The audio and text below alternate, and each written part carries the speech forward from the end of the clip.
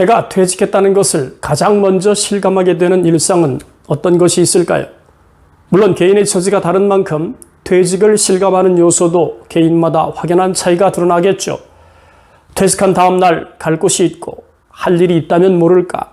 그게 아니라면 누구나 이런 기분 아니겠습니까? 퇴직을 언제 실감하냐고요? 퇴직한 바로 다음 날 아침부터 느꼈습니다. 평소보다 일찍 일어났는데 그동안 압박을 받았던 출근의 부담감은 없어졌지만 할 일이 없다는 것이 정말 낯설었습니다. 모 기업에서 임원으로 퇴직한 분의 인터뷰 내용입니다. 저는 이분의 마음을 100% 공감합니다. 제 경우도 퇴직한 다음 날 아침 시간이 붕 떠버린 느낌을 받았거든요. 저는 갈 곳도 있고 할 일도 있는데 말입니다. 안녕하세요. 은퇴살이 40년 해법 찾기를 고민하는 고갈TV 이정범입니다. 정년을 마치고 이렇게 영상 작업을 할 수 있다는 게 얼마나 행복한 일인지 실감하는 아침입니다. 오늘은 강의 일정이 잡히지 않아서 사무실에 홀로 앉아 영상을 작업하고 있습니다. 하지만 마음 한구석은 아직 채워지지 않은 텅 빈 공간이 존재합니다. 그래서 오늘은 퇴직했다는 것을 가장 먼저 실감하게 되는 일상과 퇴직자들이 하루라도 빨리 상실감을 떨쳐내고 자신이 주인공이 되는 일상으로의 전환을 용이하게 하는 방법을 살펴보겠습니다. 퇴직 전에 평일의 일상은 누구나 비슷합니다. 회사 정문 엘리베이터에 도달하면 하나둘 아는 사람과 만나게 되고 가벼운 목례나 인사를 나누죠. 그리고 내가 근무하는 공간에 들어서면 조금 더 크고 경쾌한 목소리로 아침 인사를 나눕니다. 안녕하세요. 좋은 아침입니다. 때론 손을 흔들어주기도 하고 어린 동료의 어깨를 토닥이면서 내 자리로 향하곤 하죠. 컴퓨터를 로그인한 다음에 텀블러를 들고 커피를 내립니다. 그렇게 커피를 손에 들고 자리에 앉죠. 주변엔 아들과 딸 같은 어린 직원들부터 나이가 지긋한 중년 종료들까지 3, 4, 5 둘러앉아서 근무가 시작되는 9시까지 이야기꽃을 피우곤 합니다. 그렇게 제가 퇴직 전에 경험하던 아침 일상이었죠. 하지만 퇴직 후에 맞이한 아침은 수십 년 동안 제가 경험했던 아침 일상과는 차원이 달라도 아주 달랐습니다. 먼저 좋은 아침이라는 인사를 나눌 수 있는 동료가 없고 맛있는 커피를 함께 나누면서 수다를 떨 수 있는 사람이 없는 아침이었거든요. 그래서일까요? 익숙했던 아침 일상을 대체할 수 있는 새로운 아침을 준비하지 못한 낯섦이 다가오더군요. 그렇다 보니 퇴직한 지 며칠이 지나지 않았을 뿐인데 얼굴이 굳어지고 짜증이 증가하기 시작했습니다. 예민해졌다고 할까요? 그런 기분을 떨쳐내고 산행도 하고 여기저기 사람도 만나지만 아직은 텅 빈 마음 공간이 채워지지 않는 것 같습니다. 며칠 전이었어요. 내년 6월 결혼을 앞둔 딸아이가 연차 휴가 중이어서 함께 드라이브 데이트를 하면서 이야기를 나눴는데 딸아이가 저한테 이런 말을 하더군요. 아빠가 가족을 위해서 앞만 보고 열심히 달린 거 잘 알아. 하지만 이제 아빠도 스스로를 돌보는 시간이 많아졌으면 좋겠어. 그리고 아빠는 할 일도 있고 갈 곳도 있으니까 얼마나 행복해. 내 친구 아빠들도 퇴직했는데 아직은 대부분 백수야. 그러니까 돈 조금 벌어도 마음 편하게 매사에 감사하면서 살았으면 좋겠어. 짜증내지 말고 나도 그럴게 아빠. 우리 약속하자. 딸아이의 말을 듣는 순간 많이 부끄러웠습니다. 결혼을 앞두고 준비할 것도 신경 쓸 것도 많을 텐데 활기를 잃어버린 아빠까지 신경 쓰겠다는 부끄러움이 들었거든요. 사실 따지고 보면 딸아이의 말이 하나도 틀리지 않았습니다. 결과적으로 딸과 함께 했던 드라이브 데이트는 저의 마음 한구석을 짓누르고 있던 걸림돌 하나가 제거되는 계기가 되었습니다. 2019년 전성기 리서치에서 퇴직한 다음 날이란 주제로 발표했던 자료가 있는데요. 이 연구를 이끈 기관은 서울대 소비트렌드 분석센터 김난도 교수였습니다. 그는 퇴직 후 라이프스타일 연구에서 퇴직자들이 꼽은 1순위 감정이 후련하다는 것이고 2순위는 상실감을 느낀다고 발표했습니다. 그러니까 1순위와 2순위 기분을 더하면 퇴직은 후련하지만 상실감을 느낀다는 것으로 이해할 수 있겠죠. 그렇다면 퇴직은 시원하기도 하고 섭섭하기도 하다는 뜻 아니겠습니까? 사실은 저도 그런 기분이었습니다. 그래서 관련 자료를 조금 더 찾아보았더니 직급이 높은 퇴직자들의 상실감이 더 크다는 느낌을 받게 되더군요.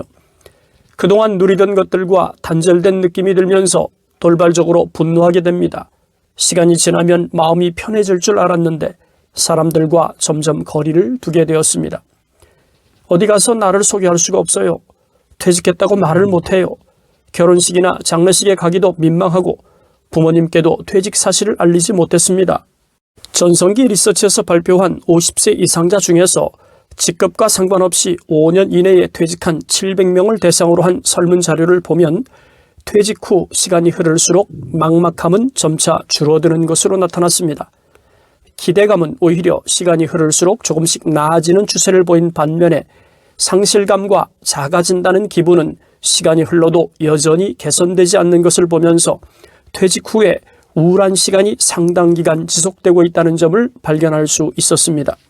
그런 점에서 퇴직자들이 하루라도 빨리 상실감을 떨쳐내고 자신이 주인공이 되는 일상으로의 전환을 용이하게 하려면 몇 가지 생각해 볼 것이 있을 것 같습니다.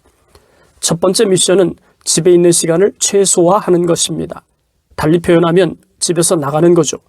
그러려면 무턱대고 나갈 수는 없으니까 할 일에 대한 정의가 필요합니다.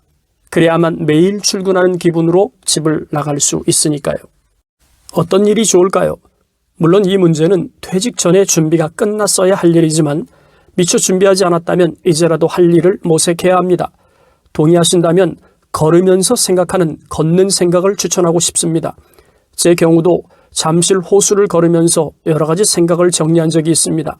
산행도 좋고 둘레길도 좋고 특별히 갈 만한 곳이 없다면 재래시장을 걸어보는 것도 좋습니다. 사람 사는 모습을 보는 것만으로도 할 일에 대한 힌트를 얻을 수 있으니까요.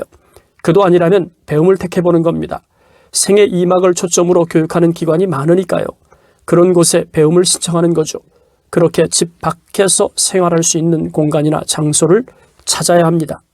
퇴직자들이 하루라도 빨리 상실감을 떨쳐내고 자신이 주인공이 되는 일상으로의 전환을 용이하게 하는 두 번째 미션은 제2의 명함을 준비하는 것입니다. 과거엔 환갑이 의미 있는 나이였기 때문에 환갑잔치를 하는 일이 기본이었죠. 60은 생애 마지막 시기로 보는 경향이 컸으니까요. 하지만 지금은 절대 아닙니다. 혹여 노인정이라도 기웃거리면 애 취급받기 일수라고 해도 틀린 말이 아니니까요. 누가 뭐라고 해도 60세는 뒷짐지고 빈둥거리며 어른 대접받기를 기대한다면 착각입니다.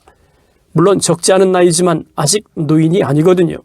그러므로 크고 작은 사회적 모임이나 만남이 계속될 수밖에 없는 만큼 나를 누구라고 소개하면 좋을지 고민하는 것은 지극히 당연한 일 아니겠습니까? 사실 따지고 보면 명함이 별건 아니지만 서로 통속명을 나누는 과정에서 남들은 모두 명함을 내미는데 나만 없으면 괜시리 쪼그라드는 기분이 들지 않겠습니까? 은퇴 설계를 논하는 전문가들이 퇴직 후에 제2의 명함이 필요하다고 주문하는 것도 다 그런 이유가 내포되어 있다고 생각이 됩니다. 명함이 현재의 자신을 대변하는 일종의 증표 같은 역할을 하니까요. 앞선 영상에서도 누차 말씀드린 것처럼 비단 경제적 생산성을 담보하는 일이 아니어도 좋습니다. 좋아하는 관심사를 표현하고 행동하는데 명함만한 도구도 없으니까요. 이를테면 저 같은 경우는 금융노년연구자라는 네이밍을 명함에 새겼습니다. 물론 그에 맞는 일을 하기도 하지만 저의 주된 관심사이기도 하니까요. 이런 네이밍도 있더군요. 쌀을 도종하는 사람은 라이스 디자이너, 꽃가게 주인이라면 플라워 디자이너, 산을 좋아하는 사람은 산을 사랑하는 산사람, 가치 있는 여행을 꿈꾼다면 가치 여행 연구자, 글쓰기를 좋아한다면 글쟁이라는 네이밍도 좋겠죠. 휴지 빼지는 남자, 뒷모습 관찰가, 싱글남 사회학자. 그러므로 퇴직 후에 나를 대신하는 명함이 없다면 이제라도 생각해 보세요. 나를 누구라고 소개하면 좋을지 말입니다. 연장선상에서 한 가지만 더 말씀드리자면 명함 네이밍에 맞는 일상을 만드는 것입니다. 명함의 네이밍과 현실이 다르면 아무 소용이 없으니까요. 그러므로 제2 명함에 새길 네이밍은 신중해야 합니다. 지속 가능한 일을 염두에 두고 네이밍을 정해야 한다는 점 절대 잊지 않았으면 좋겠습니다. 자칫하면 실속 없는 이상한 사람으로 비춰질 수 있으니까요.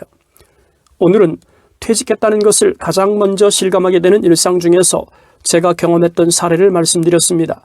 그리고 퇴직자들이 하루라도 빨리 상실감을 떨쳐내고 자신이 주인공이 되는 일상으로의 전환을 용이하게 하는 데 필요한 요소로 첫 번째, 집에서 나가는 겁니다. 둘째, 제2의 명함을 만드는 거죠. 셋째, 명함에 새겨진 내 의미에 걸맞게 행동하는 것입니다. 그럼 다음 영상에서 뵙겠습니다. 감사합니다.